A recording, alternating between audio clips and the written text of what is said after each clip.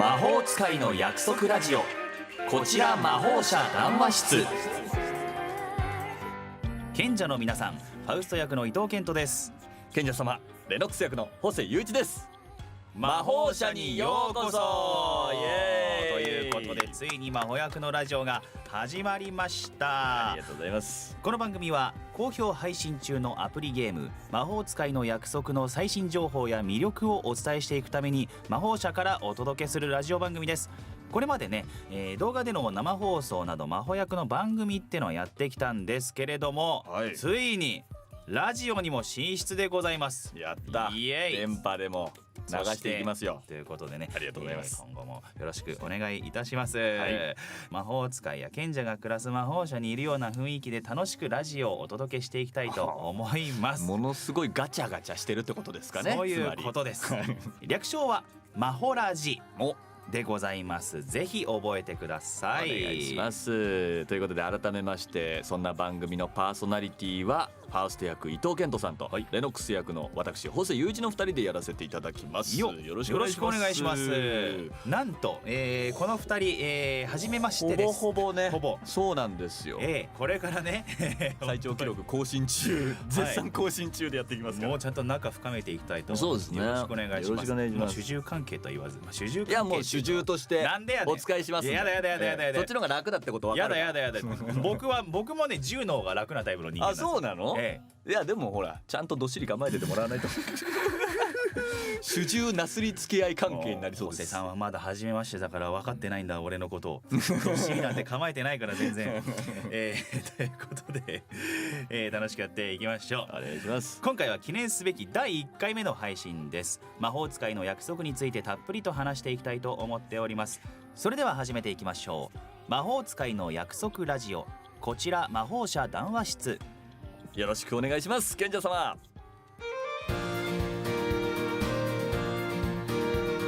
魔法使いの約束ラジオ、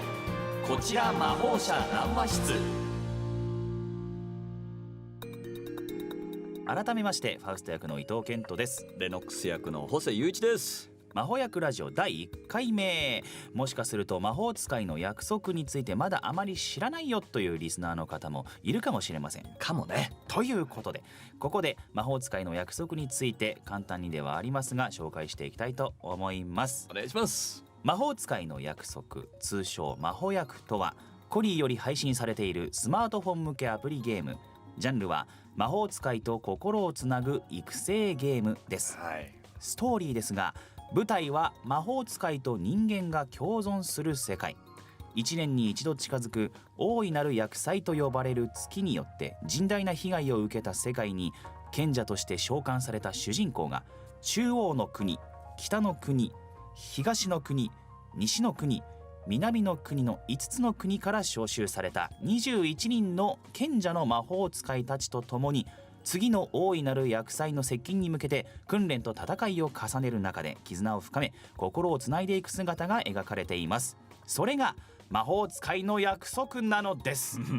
はい。昨年11月でリリースから2年が過ぎ、新たなメインストーリー第2部がこの春より公開となります。ありがとうございます。ということで、賢者様のおかげでここまでやらせていただけて、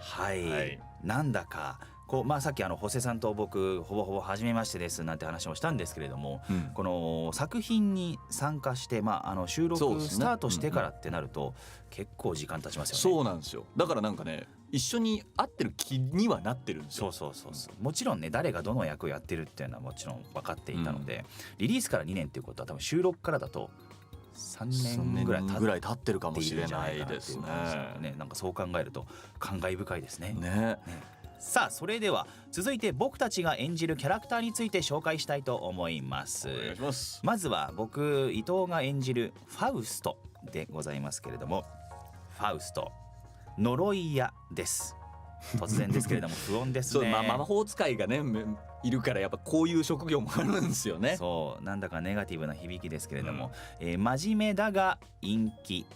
そして人間に対して強い嫌悪感を持っており、賢者の魔法使いの役目に関しても消極的であると。だが時に驚くほどのリーダーシップを見せることもそして東の国所属でございます、はいね皆様魔法使いのみんなが国の所属っていうのが一応ありまして、各組ごとに特徴がありますから。はい東の国、身長174センチ、誕生日1月13日ということで、この配信日に近い先日はおめでとうございました。たくさん皆様もお祝いしてくれてありがとうございました。はい、僕も SNS やってるんでちゃんとねそこだけ見てます祝われてよかったねっつってそうなんとなく僕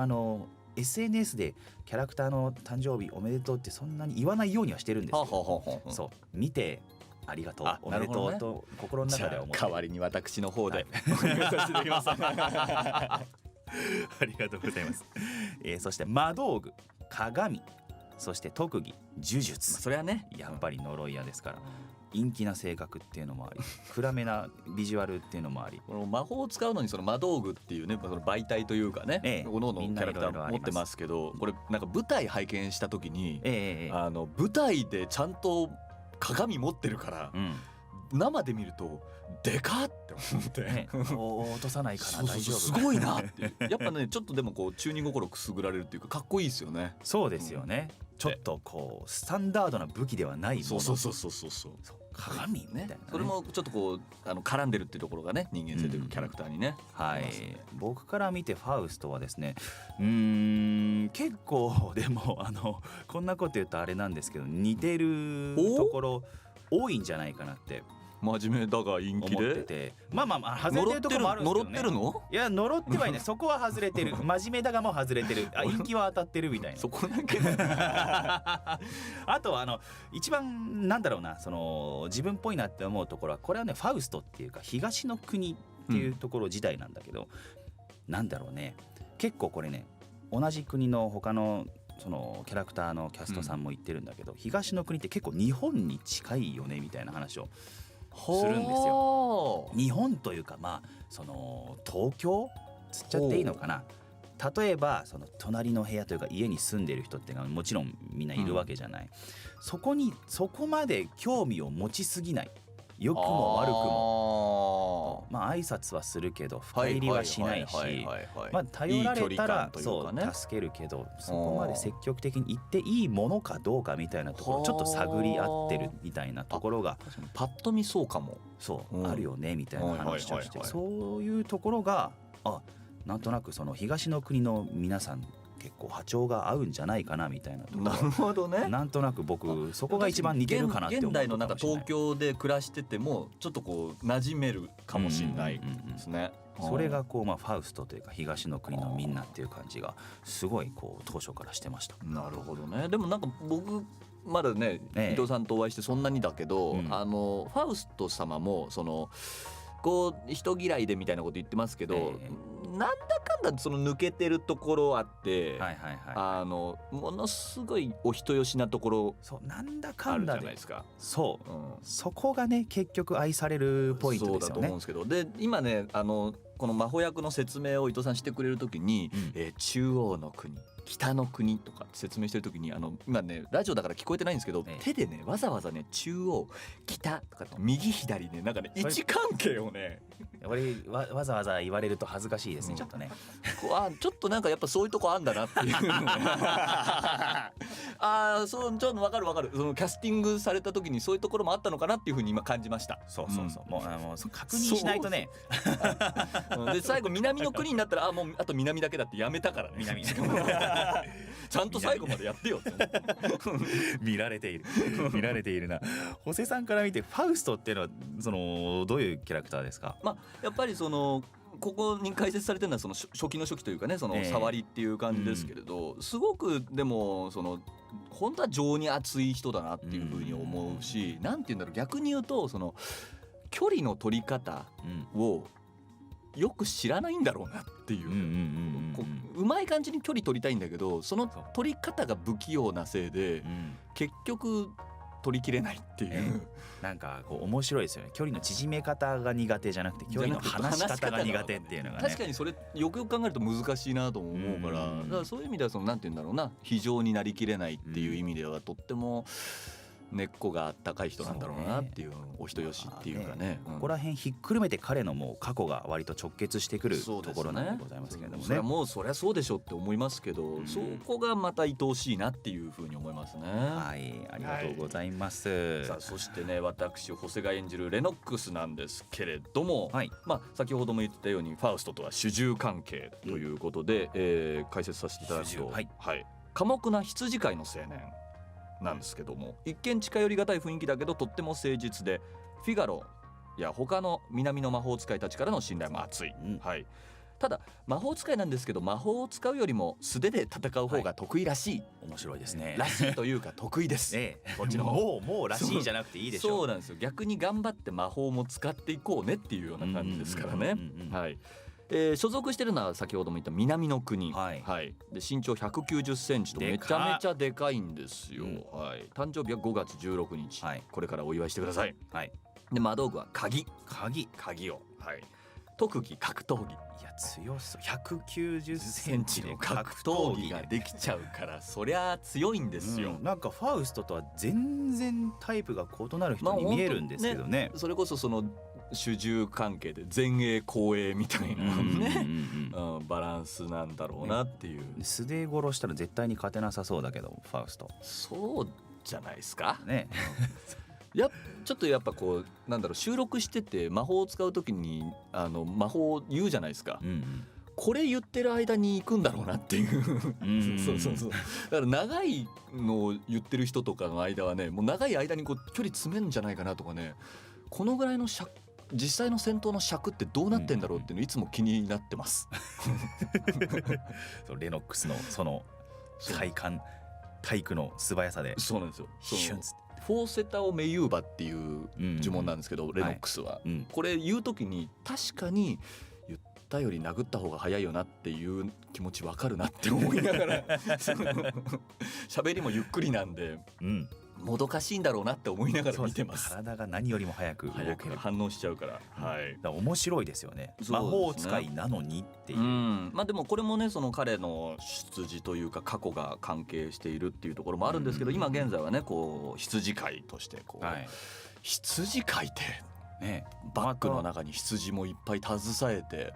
すごいこうなんか癒しキャラみたいな感じでねいるんで、またギャップですよねそれもね。格闘キャラだと思いきや、正直僕レノックスは、どんどん情報が新しい情報がこうストーリーがね解禁されていくにつれ出てくるんで、お前そうだったのっていうのが増えてきて、正直こう最初作ってるキャラクター像から外れてないか心配でしょうがない子です。それはなんかあるあるですね、もうね、こういうゲームだとね。そうなんですよ。最新のでちょっとなんかね結構この2人魔法使いの中でもまあまあ年齢上の方っていうか、やっぱこう若い魔法使いに対してとか、意外とちゃんと違うんだっていうところとかが見え隠れしてるんで、ちゃんと年上なんだなっていうのを最近実感してます。そうですね、等身大だと思ってたんですけど、でもだから似てるところって言われるとね難しいんですけど、なんか人間に対して執着するみたいなのはねちょっと似てるなって思います。それこそファースト様みたいに、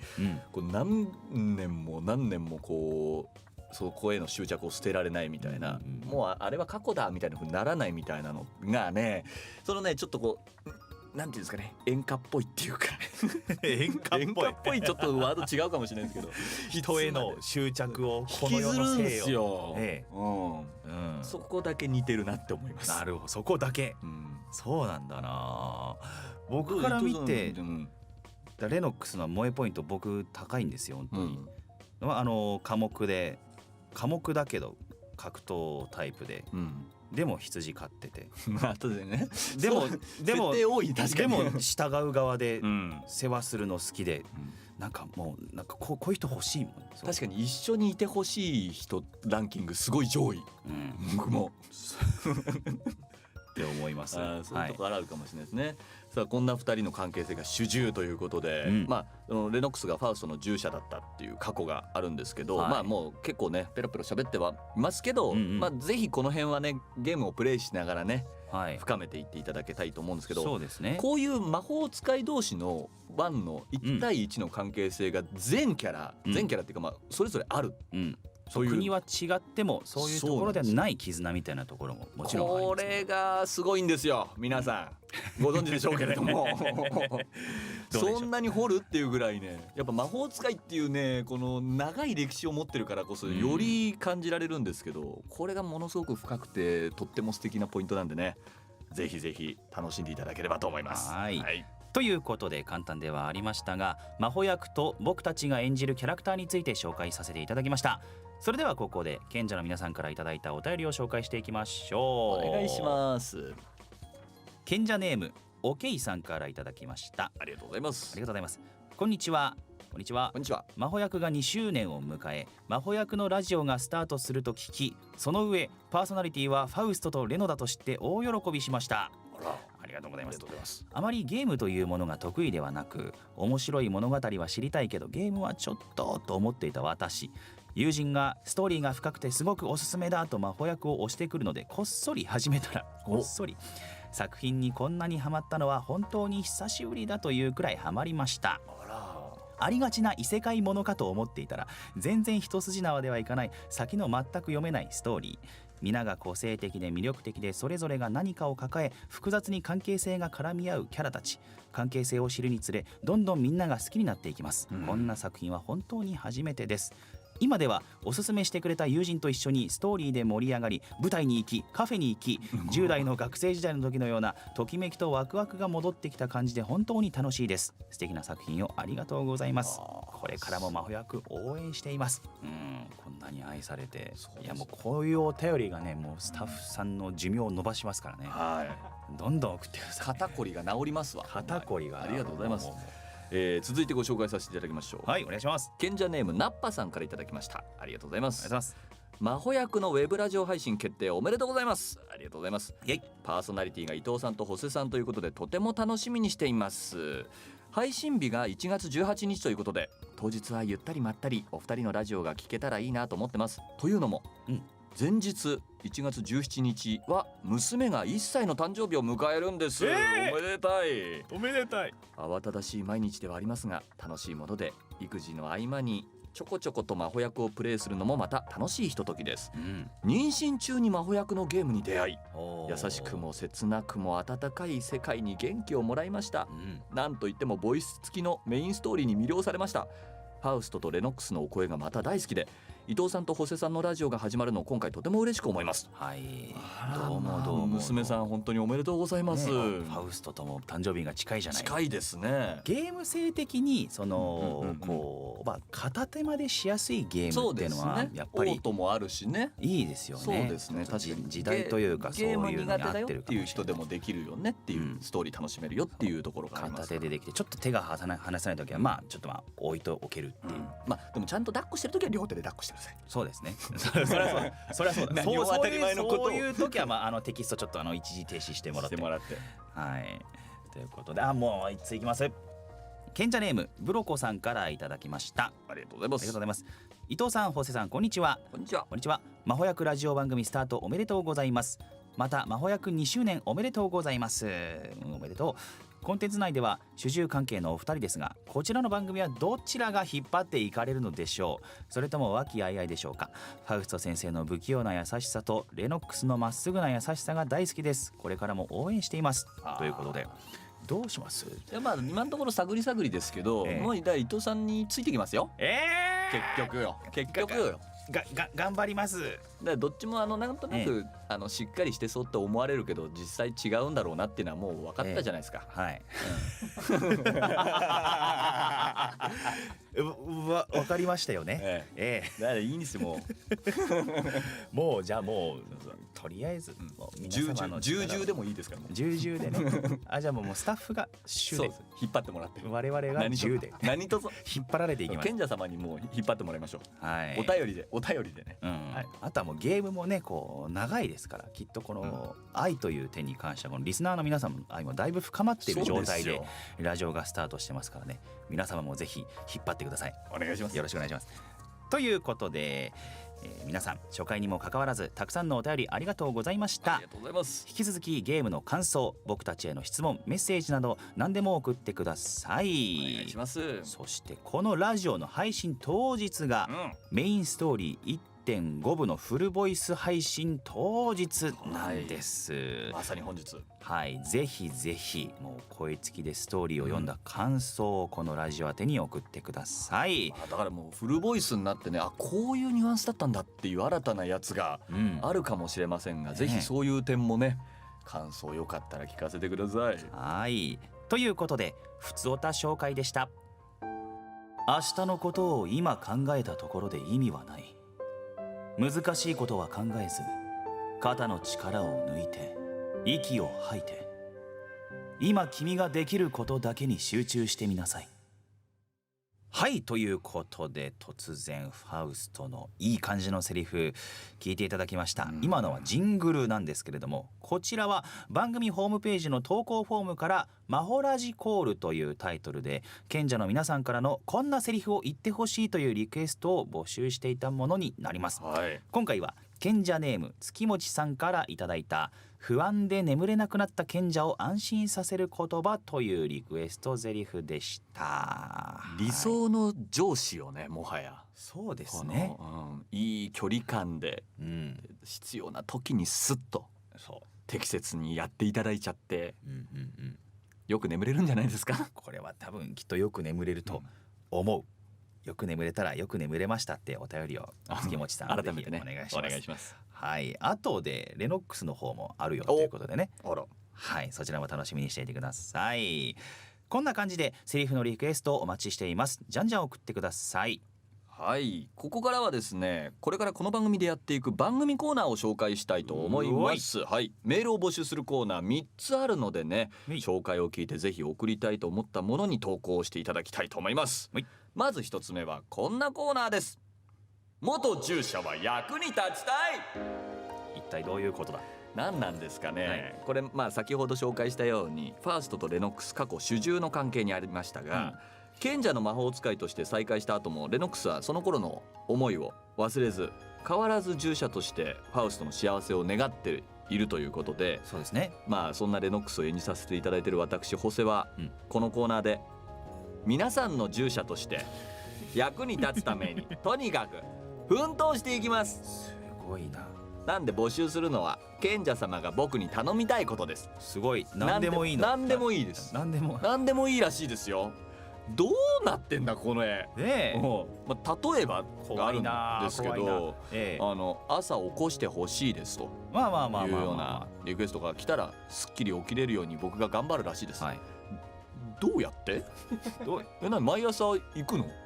ちょっともうそろそろ起きないと。魔法を使ってなんとか。従者なんだから。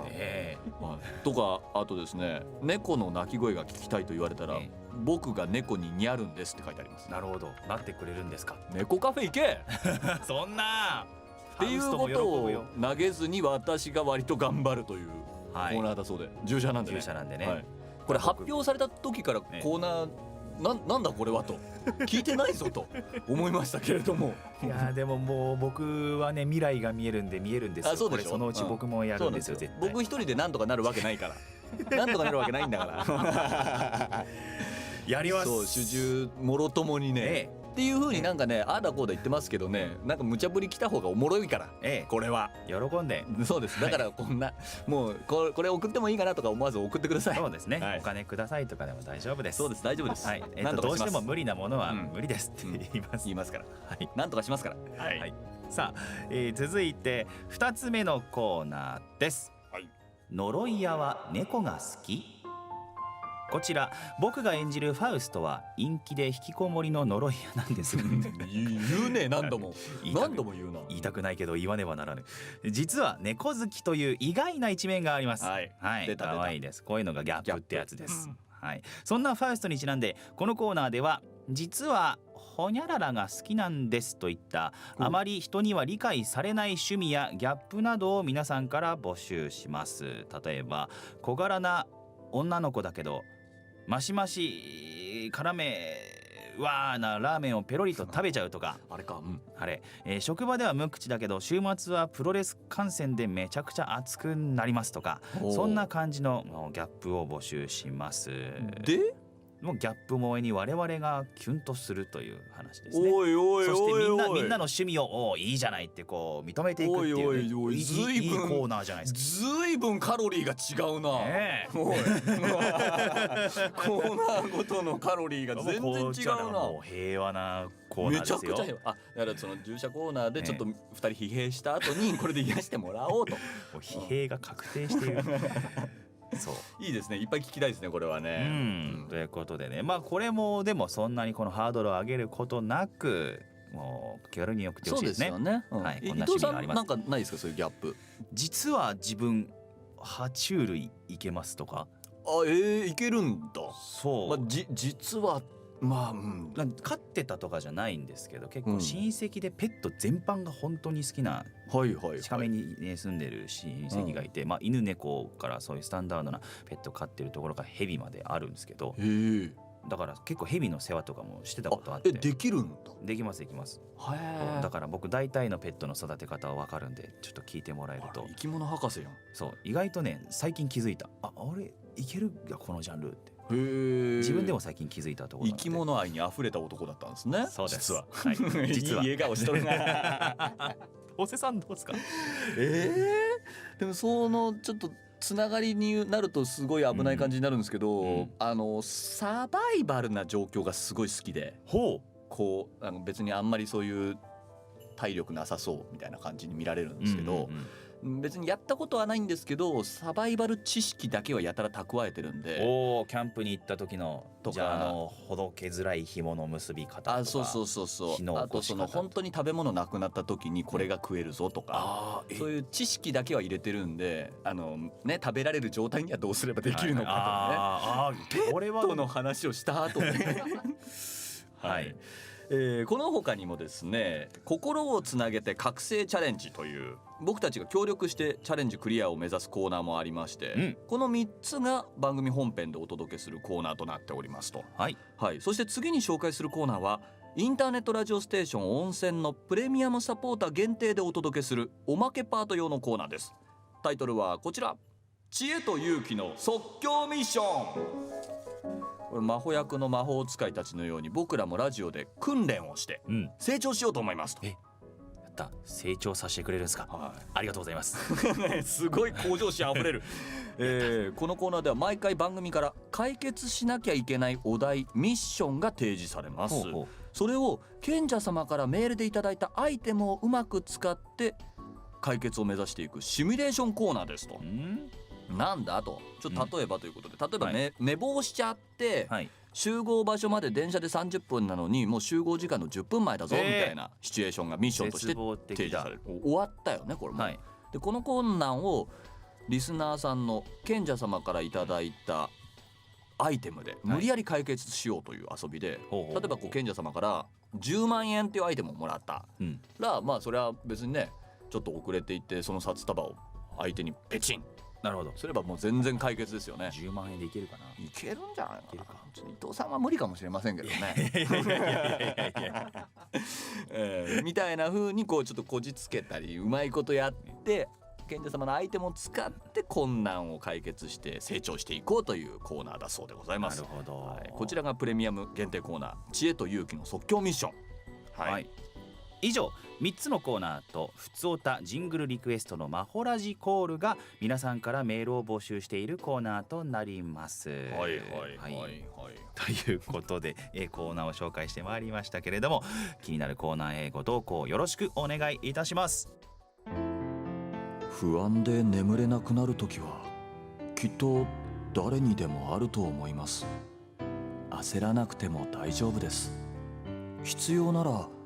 俺の羊をお貸しいたしますよ。さあお送りしてきました魔法ラジ、あっという間にエンディングとなってしまいました。まあねキャラジングルも聞いていただきましたけれども、いいですねレノックスね。1月は貸してほしい。3月ぐらいまで貸していただきたい本当に本物の羊来ちゃったら寝れるのかなそれは。しかもそのサイズ変えられますからね魔法で。はいはい、ああなるほど。そうだからこうモコモコってした1匹こう隣にいてもらって、あとちっちゃい子たちにもこう枕元とかいてもらったら、そりゃ眠れるよ。1匹ずつこう目の前をピョンピョン寝れるかなどうですか。自分で言うことに意味があるから羊がキュンキュンして眠れなくなっちゃうかもしれないですからね。なんだったら英語で言うことに意味があるらしいですからね。シープがなんかね眠りをこう促すらしいですからね。そうなんです。諸説ありますけれどダメかじゃあ、はい、もこもこ気持ちはいいだろうさてここで魔法使いの約束からのお知らせがあります、はい、まずは本日1月18日火曜日より第 1.5 部君に花を空に魔法をがフルボイスで配信開始となりました。イエイ。 1.5 部配信とフルボイス化を記念して5月30日までの期間限定で開放キャンペーンを実施中です。さらに開放応援メインストーリースタンプラリーキャンペーンに 1.5 部が追加されました。1.5 部を読んでここでしか手に入らない特別な称号をぜひ手に入れてくださいね。また本日より選択復刻イベントがスタートとなります。今回は人気の祝祭シリーズと職業シリーズイベントが選択可能イベントに追加されています。こちらも 1.5 部と合わせてお楽しみください。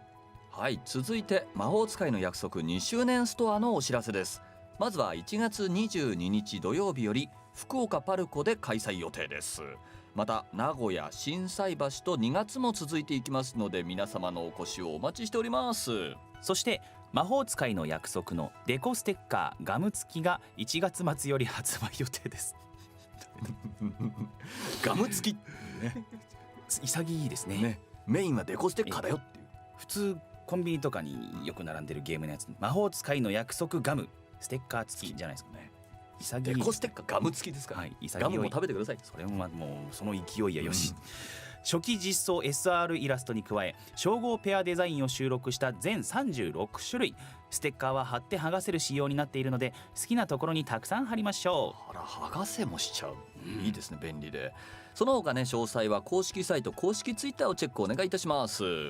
さてマホラジでは賢者の皆さんからのメールをお待ちしています。ゲームの感想や僕たちへの質問メッセージ、今日紹介した各コーナーへのお便りもお待ちしています。お便りは番組ページの投稿フォームから送ってください。直接メールで送る場合アドレスはまほやく温泉 .ag です。ツイッターで感想をつぶやく際はハッシュタグまほラジをつけて一緒に盛り上がりましょう。はい、そして次回の配信は2週間後2月1日火曜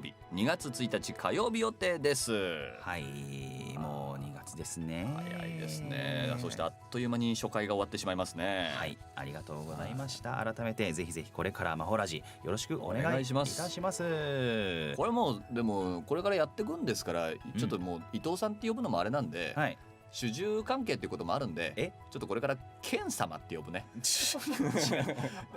距離が詰まったんだか離れたんだどっちだスッと後ろにスッて呼び捨てでいいのですよ。いいのですよ。呼び捨てでいいのですよ、ホセ様。いや、おいおいおいおいおい、距離を感じる。なんで10になろうとするお互い。じゃあ俺は主はなんて呼べばいいんだ。主は呼び捨てでしょ。ホセ言うやだ